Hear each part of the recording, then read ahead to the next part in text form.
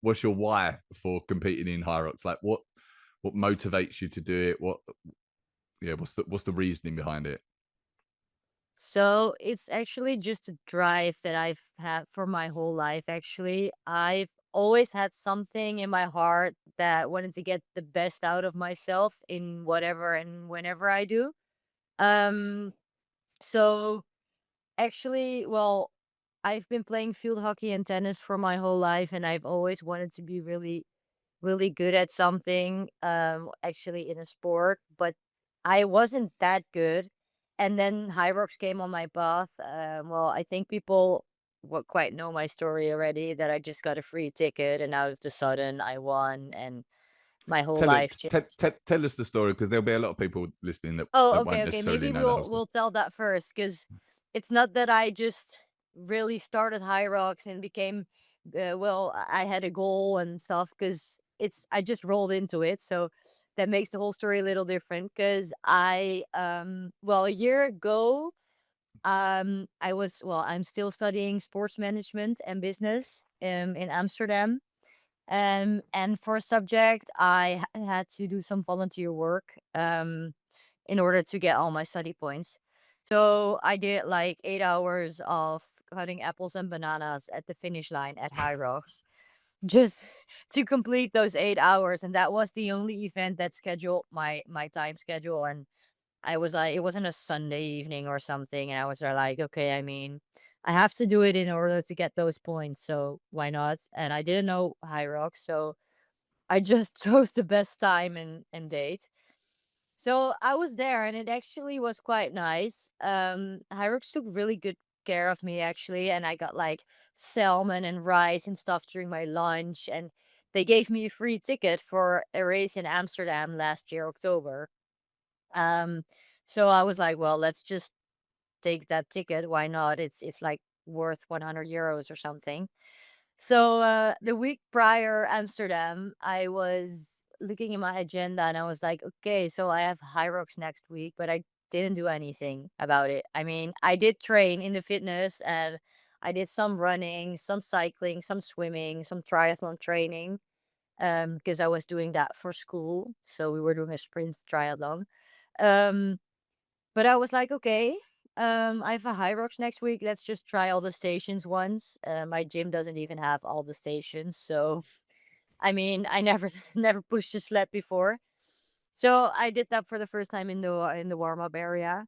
Um, so I did that whole thing, that race, and then I suddenly broke all the Dutch records, and I was allowed to go to Chicago to Worlds. So that was crazy.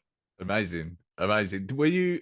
How old are you, by the way, for people that don't know? I'm 20. My birthday's tomorrow. 21 Oh, tomorrow.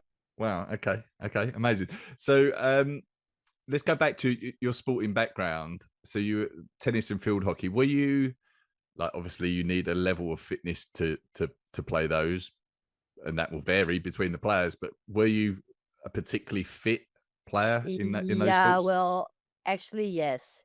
Because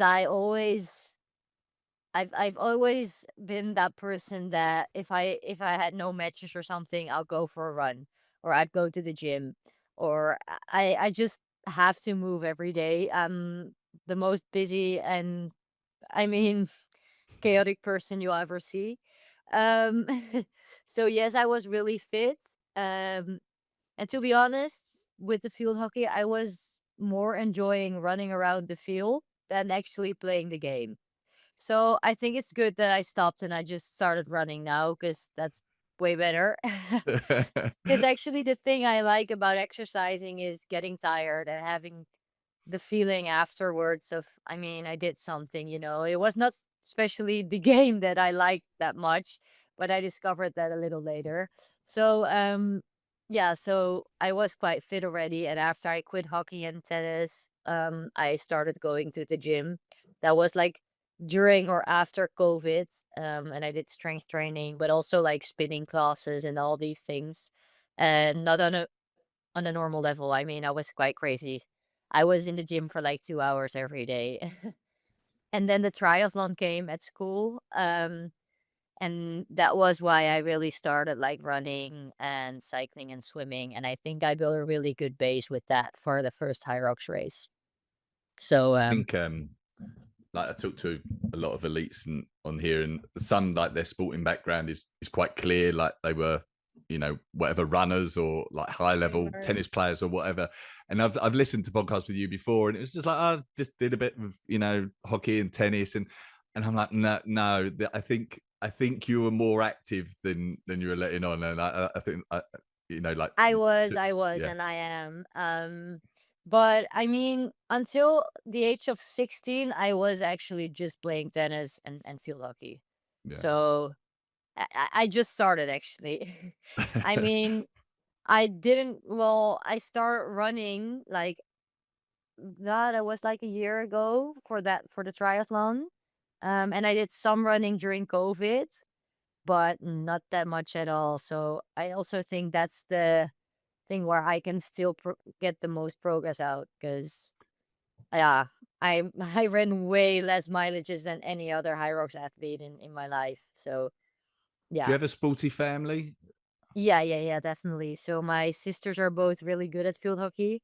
I was always the one that was not in the first team, but more like the second one, and they were always the ones that didn't care, and they came like they were the best out of everyone, you know. um So they're really sporty, and my parents are sporty too. Well, they more go to the gym now to prevent themselves from like back injuries and blah blah all that stuff. But they do move a lot and walk a lot with my dog, and we always go on really sporty holidays, and we walk in the mountains, go cycle, go ski. You know, we never really go to. We don't have beach holidays. I don't like that. I mean, I hate it. I hate laying on the beach for a whole day. It's horrible. But yeah, so sporty family. It's like